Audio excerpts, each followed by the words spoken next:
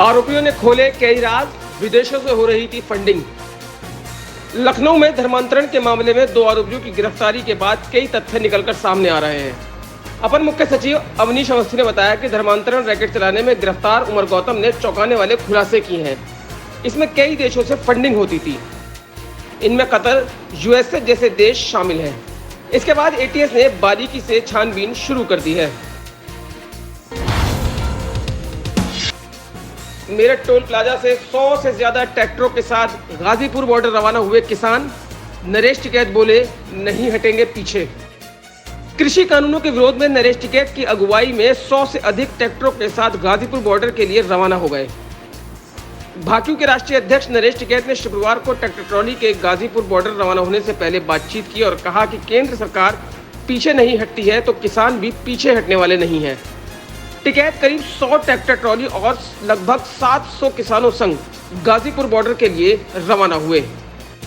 हम क्या सरकार को, हम भी तो इतना कमजोर नहीं है। इस देश का अंदाता इतना कमजोर थोड़ा ही है। बातचीत के रास्ते हमेशा खुले। हमारी उस तक कोई वो नहीं है, ना कोई हमारी कोई जिद है। सरकार अपनी जिद छोड़ दे और किसानों से गलती मान ले। इंतजार खत्म, इस बार हो सकती है कांवड़ यात्रा। कोरोना काल के चलते तमाम धार्मिक आयोजनों और दूसरी चीजों पर पाबंदियां लगी हुई हैं, लेकिन कोरोना काल की दूसरी लहर के बाद स्थिति पहले से काफी सामान्य है। अब खबर ये आ रही है कि इस बार कांवड़ यात्रा हो सकती है, क्योंकि धार्मिक स्थलों पर 50 लोगों की अनुमति दे दी गई है और उत्तराखंड में भी 4 धाम यात्रा पर विचार चल रहा है। यानी जल्द ही 4 धाम यात्रा भी शुरू होने वाली है। इन तमाम बातों से कयास लगाए जा रहे हैं कि इस बार कांवड़ यात्रा शुरू हो सकती है। पुलिस के विश्वसनीय सूत्रों की माने तो कांवड़ यात्रा होने की पूरी उम्मीद है और अंदरूनी तैयारियां भी शुरू हो गई हैं।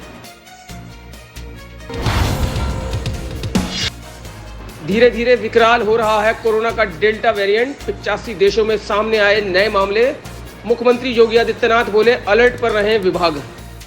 WHO ने आगाह किया कि अगर मौजूदा चरण जारी रहता है तो कोविड-19 के सबसे अधिक संक्रामक प्रकार डेल्टा के अन्य स्वरूपों के मुकाबले हावी होने की आशंका है। WHO की यह चेतावनी ऐसे समय में आई है जब 85 देशों में इस स्वरूप के मिलने की पुष्टि हुई है और दुनिया के अन्य देशों में भी इसके मामले सामने आते जा रहे हैं। WHO की ओर से 22 जून को जारी कोविड-19 साप्ताहिक महामारी विज्ञान अपडेट में कहा गया कि वैश्विक स्तर पर अल्फा स्वरूप 170 देशों, क्षेत्रों या इलाकों में मिला है। मध्य प्रदेश में भी कोरोना के नए डेल्टा प्लस वेरिएंट के कम से कम 7 मामलों की पुष्टि हो चुकी है। इनमें 2 मरीजों की मौत भी हो गई है। उधर उत्तर प्रदेश के मुख्यमंत्री योगी आदित्यनाथ ने कोरोना के नए वेरिएंट सामने आने के बाद तमाम विभागों को अलर्ट पर रहने के लिए कहा है।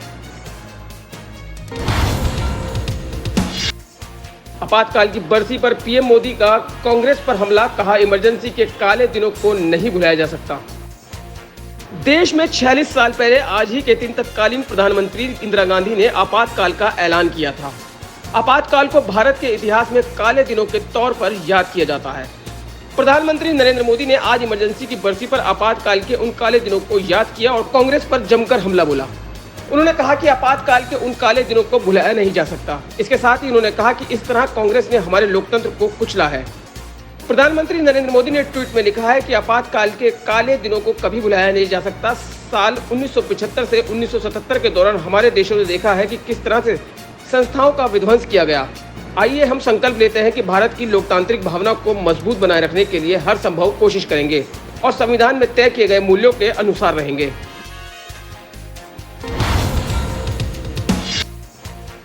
आईजी ने दिए पैरोल पर छूटे अपराधियों की गिरफ्तारी के निर्देश। अवैध शराब को लेकर हर जिले से टॉप 3 केसों की पड़ताल शुरू। कोविड काल में उत्तर प्रदेश की जेलों से अपराधियों को पैरोल पर छोड़ा गया था, लेकिन अब उनको वापस जेल भेजने की तैयारी है। आईजी रेंज मेरठ प्रवीण कुमार ने बताया कि पैरोल पर छूटे अपराधियों की गिरफ्तारी के आदेश दिए गए हैं। साथ ही जो भगोड़े अपराधी है उनकी भी गिरफ्तारी होगी। इसके अलावा अवैध शराब का कारोबार करने वालों के खिलाफ अभियान शुरू किया गया है। मेरठ समेत तमाम जिलों में टॉप 3 केसों की बारीकी से तफ्तीश की जा रही है और उनकी पूरी चेन को खंगाला जा रहा है ताकि सभी पर लगाम कसी जाए। आईजी ने बताया कि किसी को भी बख्शा नहीं जाएगा, चाहे कोई भी हो। पायल रोहतगी गिरफ्तार। सोसाइटी के चेयरमैन को धमकी देने का आरोप। अक्सर अपने बयानों के चलते सुर्खियों में रहने वाली एक्ट्रेस पायल रोहतगी को अहमदाबाद पुलिस ने गिरफ्तार कर लिया है। एक्ट्रेस पर सोसाइटी के चेयरमैन को गाली देने और जान से मारने की धमकी देने का आरोप है। चेयरमैन ने पायल रोहतगी के खिलाफ शिकायत दर्ज कराई है। पायल का आरोप है कि वो सोसाइटी की सदस्य न होने के बाद भी उसकी 20 जून को चल रही मीटिंग में चली आई और उन्होंने चेयरमैन समेत कई लोगों से जमकर झगड़ा और गाली गलौज की। बच्चों के सोसाइटी में खेलने को लेकर भी उन्होंने लोगों से जमकर लड़ाई झगड़ा किया।